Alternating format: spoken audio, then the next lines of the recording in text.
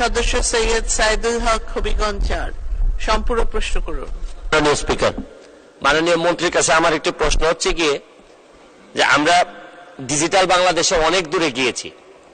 আমরা ইন্টারনেট স্পিডে আপনারা 142টি দেশের মধ্যে গত বছর 126তম ছিলাম, এরপরে আমরা আরো ডেভেলপ করে 111তে সম্ভবত আসছি। তো এই স্পিড আমাদের ইন্টারনেটের জন্য সবচেয়ে বেশি প্রয়োজন।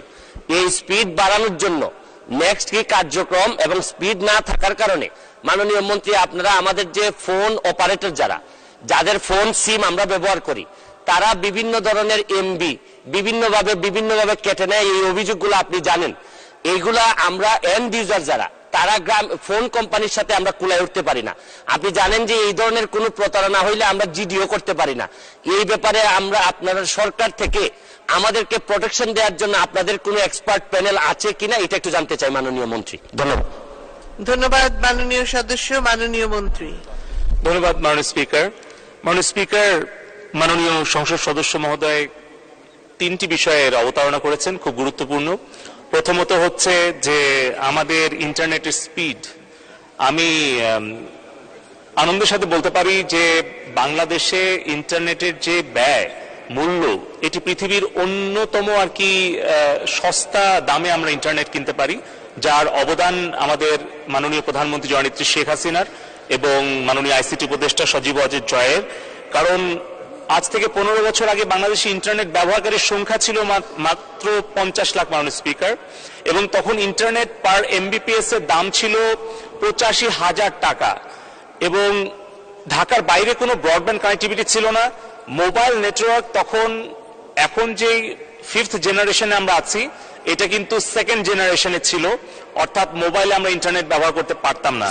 সেইখান থেকে কিন্তু এখন ইন্টারনেট আমরা পার এমবিপিএস 50 টাকায় নামিয়ে আনতে পেরেছি, এবং বাংলাদেশে ইন্টারনেট ব্যবহারকারীর সংখ্যা 13 কোটিতে উন্নীত করতে পেরেছি, এবং ঢাকা থেকে বিভাগ, জেলা, উপজেলা হয়ে এখন ইউনিয়ন, এমনকি আপনি যদি প্রত্যন্ত চর কিংবা দ্বীপ কিংবা পাহাড় যেখানেই যান, বাংলাদেশের 98% ভূখণ্ড এখন 4th জেনারেশন মোবাইল নেটওয়ার্ক আওতায় এসছে।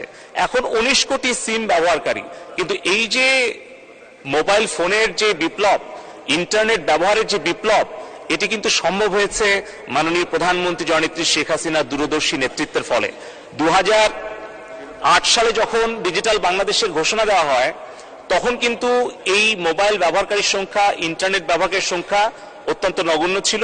সেখান থেকে আমরা এসেছি, এবং 1998 সালে যখন মাননীয় প্রধানমন্ত্রী মোবাইলের মনোপলি ভেঙে দিয়ে 4টি কোম্পানিকে উনি লাইসেন্স প্রদান করেন, তার ফলেই কিন্তু আজকে আমরা এই মোবাইলের সম্প্রসারণ এবং সাধারণ দরিদ্র মানুষের কাছে স্বল্প মূল্যে মোবাইল ফোন এবং ইন্টারনেট পৌঁছে দিতে পেরেছি।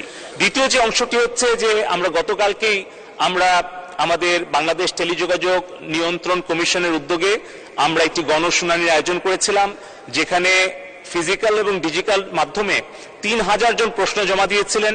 3 ঘন্টা ব্যাপী আমরা শুনানি করেছি। সেখানে আমরা এই মোবাইল নেটওয়ার্ক অপারেটরদেরকে, ইন্টারনেট সার্ভিস প্রোভাইডারদেরকে আমরা কিন্তু জবাবদিহিতার কাতারে এনেছি, সরাসরি গ্রাহকদের প্রশ্নের সম্মুখীন করেছি, এবং আমরা সমাধানের পথও দিয়েছি। এবং তৃতীয়ত যেটা আমি বলবো, যে আমাদের যে ভবিষ্যতে যে পরিকল্পনা, সেখানে অবশ্যই যে কোনো গ্রাহক, তিনি সংসদ সদস্য হন অথবা সাধারণ একজন নাগরিক হন, কৃষক হন, শ্রমিক হন, তারা যদি আমাদের বিটিআরসিতে অভিযোগ করেন, তাহলে সেই মোবাইল নেটওয়ার্ক অপারেটর কিংবা ইন্টারনেট সার্ভিস প্রোভাইডার যত প্রভাবশালী, যত বড় কোম্পানি হোক, তাদেরকে আমরা আর্থিকভাবে ফাইন করব, তাদেরকে আমরা আইনের আওতায় আনবো, এবং আমাদের সেই আইটি অডিট টিম রয়েছে, ফাইন্যান্সিয়াল অডিট টিম রয়েছে।